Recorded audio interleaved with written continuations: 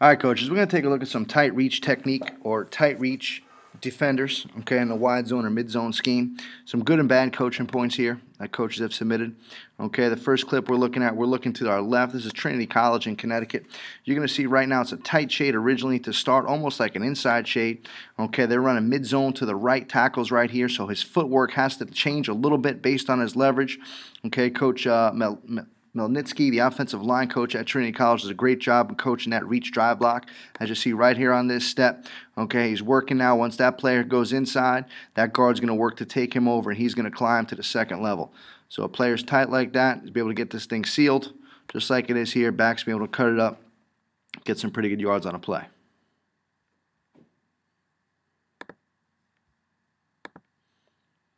Okay, East Carolina University.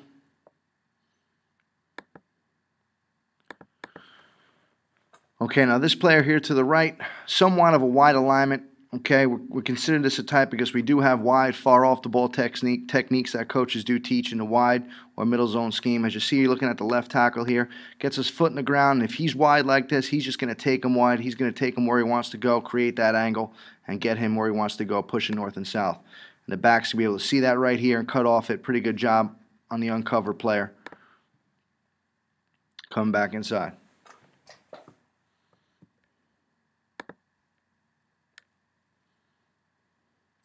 This is Lake Erie College.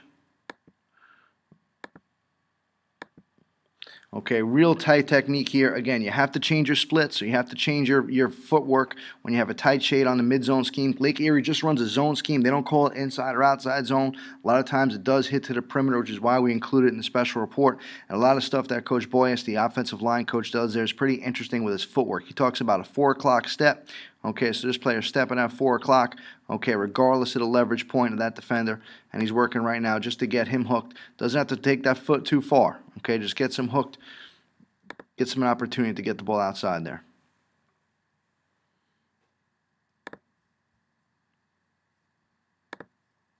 Western Connecticut State.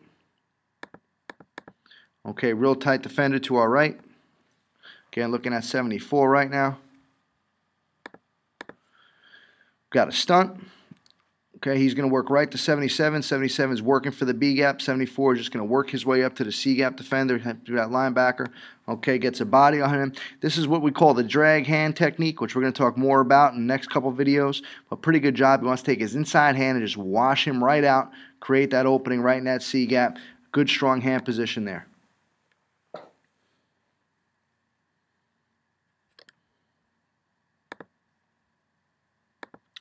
Western Connecticut State again. Okay, outside zone, wide zone for them. Real tight aiming point right here for technique. Watch 75 right now. Picks his foot up, puts it down. Now, Coach Drew Owens, the offensive line coach and the offensive coordinator at Western Connecticut State University, does talk about a crossover step on that second step regardless of the leverage. So right here, you're going to see that crossover step right there by number 75. Okay, so that right foot he's crossing over. Now he's working to continue outside leverage. It's almost like a rip to run technique. Okay, he continues to work his man up. At this point, okay, he's hooked. Ball gets outside. Pretty good cut by the back, decent yardage there.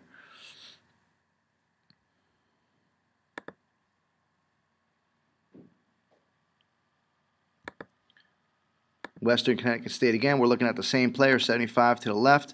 Okay, he's going to get a pressure. He's going to get immediate pressure right now. He does not worry about that. Again, it depends on what you're coaching. Some coaches talk about an inside hand pressure if they get that type of movement. Other coaches talk about just ripping and running. Right now, it's a left foot step by that left tackle. Now the right foot's crossing over. He's working to the second level. This guard is going to wind up taking over that defender. Okay, and again, all the 75 has to do is get his hands on this player. There's the run through you need.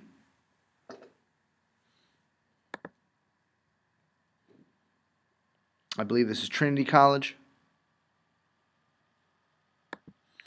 Okay, we're going to our right, tight shade, right on that 5 technique here. Okay, Coach Melnitsky, the offensive coordinator, talks about a reach drive block. Okay, right now, good job moving his feet.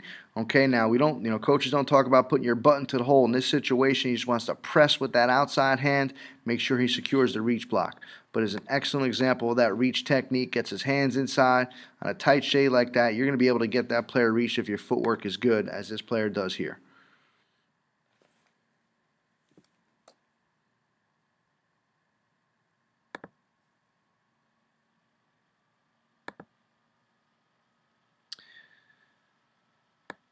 This is Minnesota State Mankato, offensive line coach and offensive coordinator Jason Eck over there. And I believe the last clip may have been Coach Eck as well.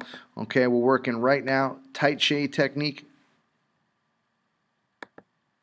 Okay, we're looking right now at the left guard.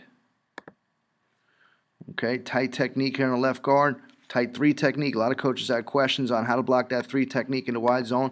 Okay, by his first step, he's got him reached. You know, Coach Eck talked about how important it was on that first step, okay, to make sure you are outside leverage. Okay, getting outside the armpit.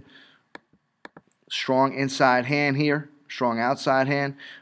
Coach did mention a little too much outside hand presence with that guard. Now, that's up to preference because he's not going to be able to see that run through at this point. He just needs to do enough to make sure that center takes over. But we wanted to show you this because the footwork's pretty good. He's got him reached on the first step, and you see the back makes the cut off of it.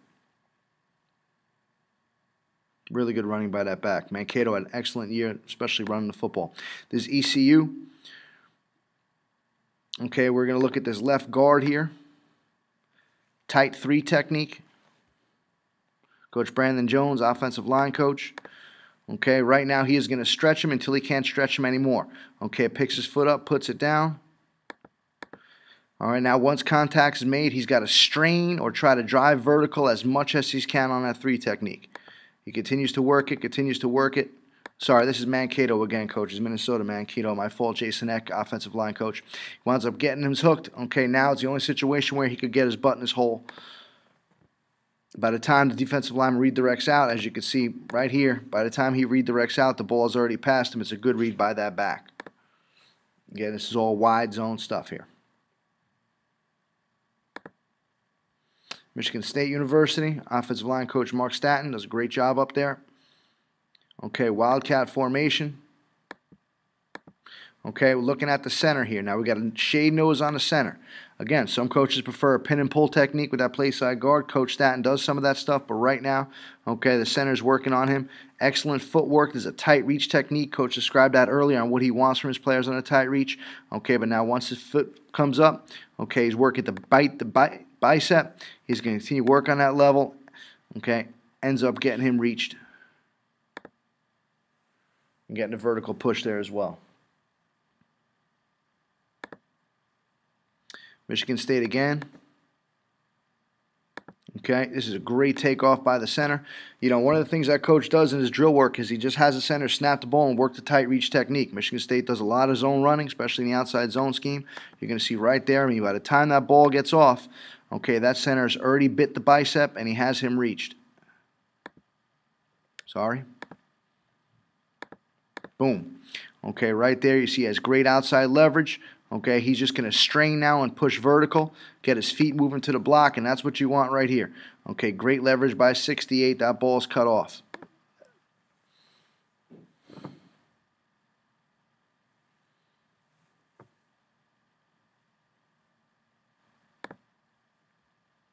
Towson State.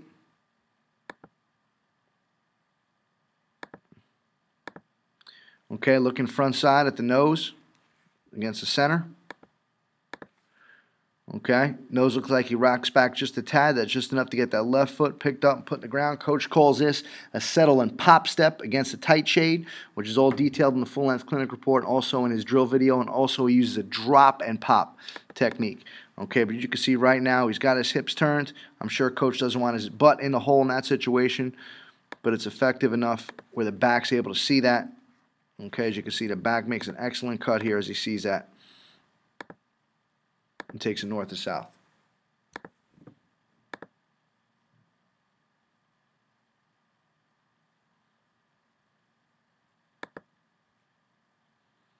It's Towson again.